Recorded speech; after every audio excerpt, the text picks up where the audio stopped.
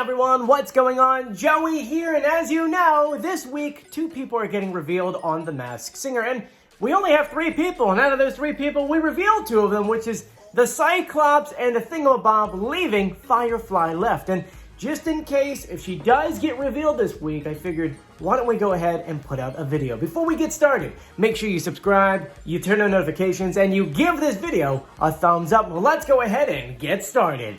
So we only have 2 episodes of clues, and it's definitely making the guessing game a lot harder, because as of last week's video, you know, there were barely any clues for these people, but it has been enough to go ahead and reveal who's under the mask of these characters. It's weird.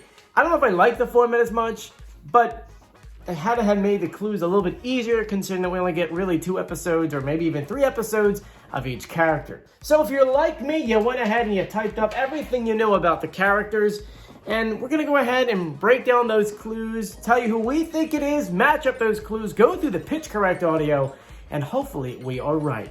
Now with the FireFly, week 1 was a clue-mercial. She says, "It's not always easy keeping my antennas glowing. Ow, even the goodies have bad days, and nothing's worse than running on empty with my busy schedule. That's why I trust On the Fly, the only charger compatible with the good, bad, and the cuddly. Not only does this product keep me going when I fade, but it makes me shine like the star I am. Put the power in your hands with On the Fly charger, it's lit." And then she also said, "I've been performing my whole life, and it feels amazing every time I step on the stage." So someone who's been performing their entire life, since teenage years and maybe a little bit younger. Someone that is very, very busy, so someone very young. We saw some visual clues, which was the Apollo Theater, that's in Harlem. Tyler Perry, obviously famous director and actor. And the last clue, which was the Statue of Liberty. So someone that is from New York City, someone who maybe performed at the Apollo in Harlem, is from Harlem. Episode 2, we didn't have a clue package. That really messes us up, Masked Singer. Could you please give us clue packages? But she said, "In this business, the show must go on." After last week, "I had so much pressure on my shoulders." She says, "I'm the only member from Team Good left this round, and I want to make them proud. Come on, Team Good." No visual clues, but the mega clue was important. It was Pharrell Williams. And she said that he was the mega clue because he helped her start her career. So, this is obviously a singer from New York City, someone maybe from Harlem that sang at the Apollo and has worked with Tyler Perry. Those are your big clues to think about. Now, we're going to go ahead and go through the pitch correct audio. For those who don't know, every single week we get these brand new clue packages, except for, I have to stop saying it because this past week I didn't get any clue packages. But we get these audio packages where the celebrity speaks to the judges or they play these clue videos. And then there's actually the real celebrity speaking. Fox is smart. They're like, you know what? We can't let them hear their real voices, so we're going to take their audio, pitch it up, speed it up. That way, no one knows who it is. Now, I'm an executive audio producer in New York City, where it's my job to make audio sound good, so I figured I could slow it down and pitch correct it. That way, we can hear the real celebrity voice. Then once we have like our top 5 guesses, we play a little audio clip of them and compare the audio. If they sound the same, then we did our job. If not, then we have to keep on guessing. So I'm going to go ahead and play the original audio they gave us of her speaking to the judges, and then I'll play our audio. Here you go. I mean, Pharrell is one of the major keys of my career. Pharrell is one of the major keys of my career. So who do you think it is? Because as of right now, I pose this question on Facebook and on YouTube, and you're all saying the same thing. Tiana Taylor.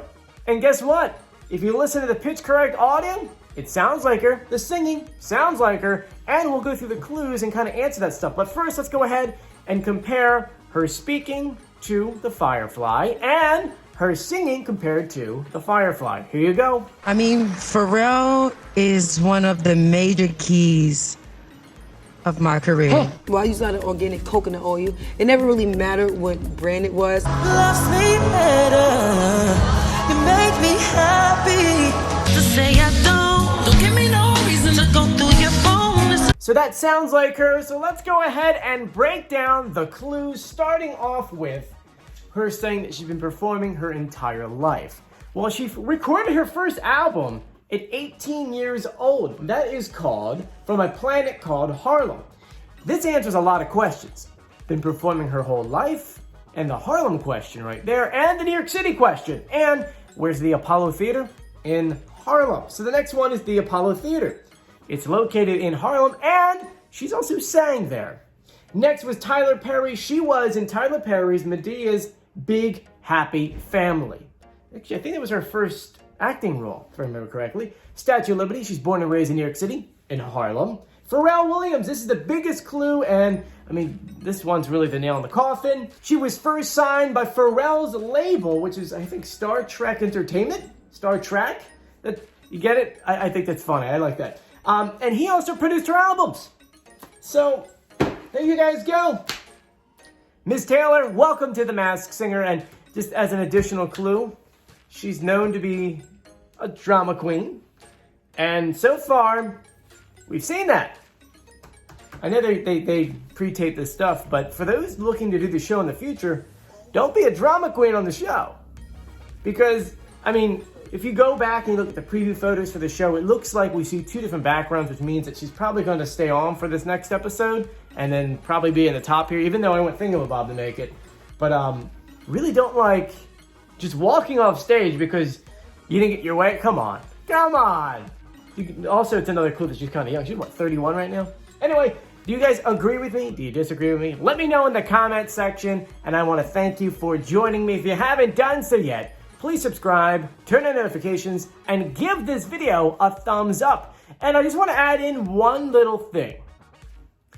Whoever wins in Group A will be placed up here at the top. For the next several weeks, we'll do Group B for 3 weeks in a row, and then Group C for 3 weeks in a row.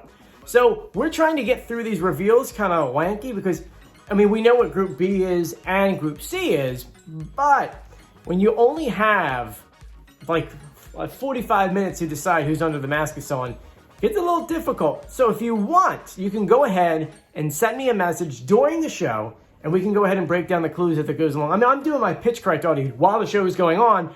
That way I could go ahead and like hear the audio, go through the clues, and figure it out, just in case if you watch the episode and they have to reveal someone and you haven't seen that character yet, you literally only have that amount of time to go ahead and figure it out. And I want to keep my streak going. So, during the show, send me a message on Instagram at Joey Contino. Make sure you follow me too, because I put on a lot behind the scenes stuff.